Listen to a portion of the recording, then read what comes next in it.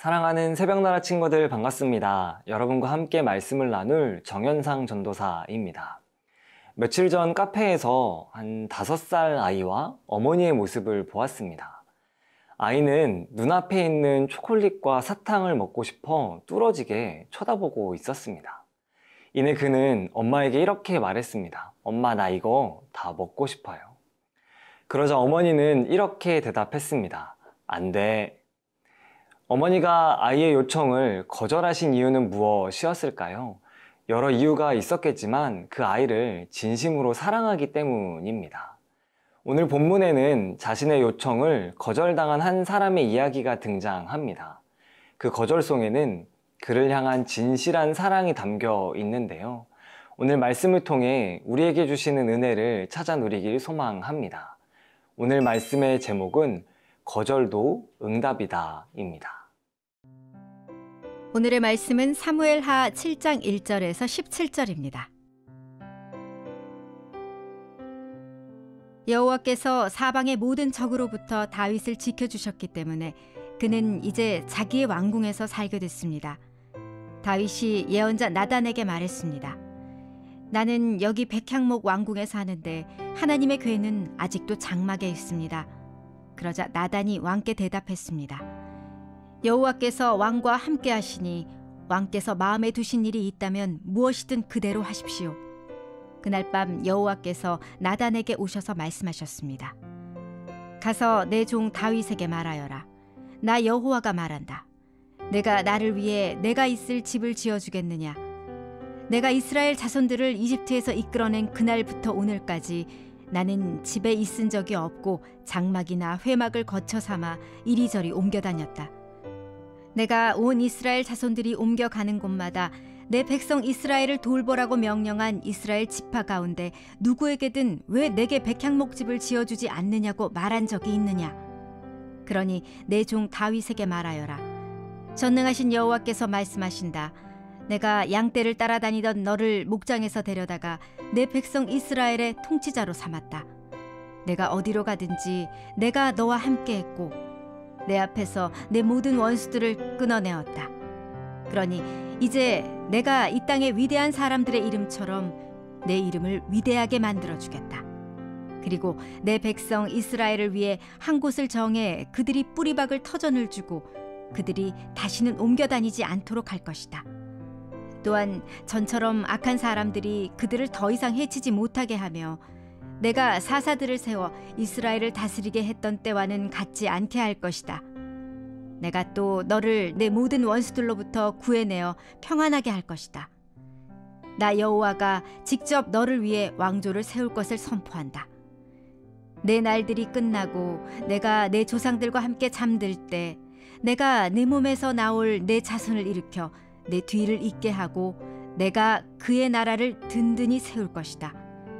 그가 내 이름을 위해 집을 세울 것이고 나는 그 나라의 보좌를 영원히 세워줄 것이다. 나는 그의 아버지가 되고 그는 내 아들이 될 것이다. 그가 잘못을 저지르면 사람이라는 막대기와 인생이라는 채찍으로 그를 징계할 것이다. 다윗은 12지파의 왕으로 세움 받았습니다.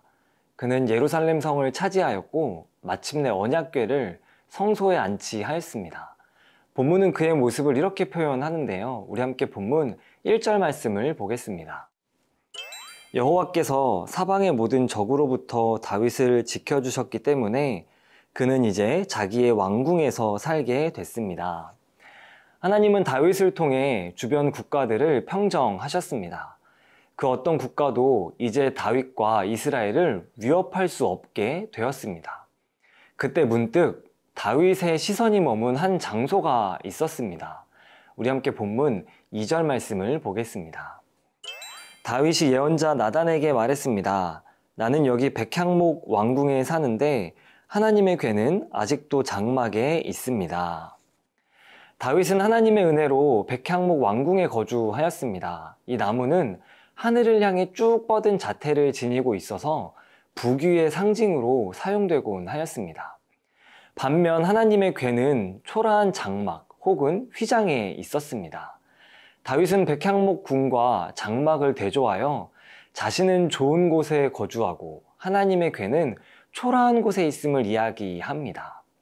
그는 자신이 하나님을 위해 한 것이 없다는 사실을 자각하게 되었고, 하나님을 위해 성전을 지어드리고 싶은 소망을 품게 됩니다. 그리고 나단에게 이 생각을 전하게 됩니다. 그러자 하나님은 나단을 통해 자신의 뜻을 이렇게 말씀하십니다. 우리 함께 본문 5절 말씀을 보겠습니다. 가서 내 종 다윗에게 말하여라. 나 여호와가 말한다. 내가 나를 위해 내가 있을 집을 지어 주겠느냐. 하나님은 다윗의 소중한 마음을 거절하십니다. 그 이유가 무엇이었을까요?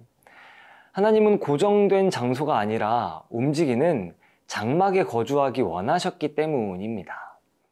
사랑하는 새벽나라 친구 여러분, 하나님은 그분의 자녀인 우리를 사랑하시기 때문에 때로 우리의 요청을 들어주지 않으시곤 합니다. 마치 어린아이가 사탕과 초콜릿을 많이 먹으려 할 때 그를 사랑하시는 부모님이 자제시키는 것처럼 말입니다.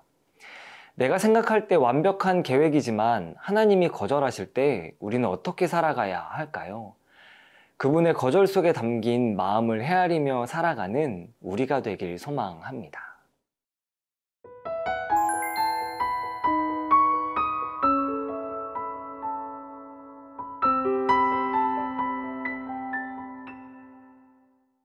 다윗의 마음을 거절하신 하나님, 이에 그분은 나단을 통해 이렇게 한 번 더 말씀하십니다.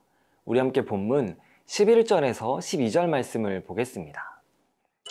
내가 사사들을 세워 이스라엘을 다스리게 했던 때와는 같지 않게 할 것이다.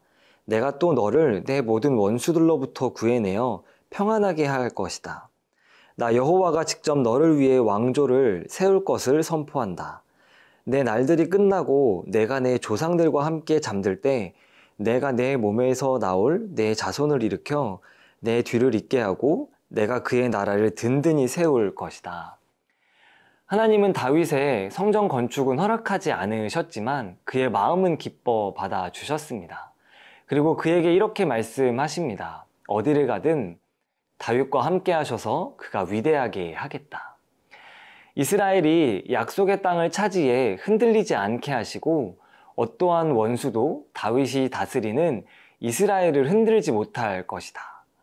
마지막으로 하나님을 위한 집을 세우고 싶다는 다윗에게 하나님께서 친히 그의 집을 세워주시겠다고 약속하십니다. 하나님의 이러한 언약을 우리는 왕조 언약이라 부릅니다. 하나님은 다윗의 아들에게 아버지가 되시고 그는 하나님의 아들이 될 것이다. 하나님께서 다윗에게 약속하신 내용은 너무나 크고 위대하다고 할 수 있습니다. 왜냐하면 그의 나라를 지켜주시고 그와 늘 함께 하겠다는 언약이기 때문입니다. 사랑하는 새벽나라 친구 여러분, 하나님은 다윗의 작은 사랑과 헌신을 기뻐 받으셨습니다. 비록 그가 계획한 성전 건축은 거절하셨지만 그의 마음을 받으셨기 때문입니다.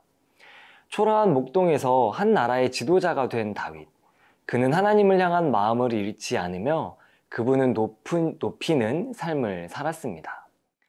다윗과 같이 하나님을 향한 마음을 잃지 않으며 사는 우리가 되길 소망합니다. 내가 기쁠 때도 슬플 때도 나를 사랑하시는 주님을 따라 사는 우리가 되길 축복합니다. 다윗의 마음을 기뻐 받으신 하나님, 저의 삶을 통해 주님을 높이길 원합니다. 저의 하루를 인도하여 주시옵소서. 감사합니다. 예수님의 이름으로 기도합니다. 아멘.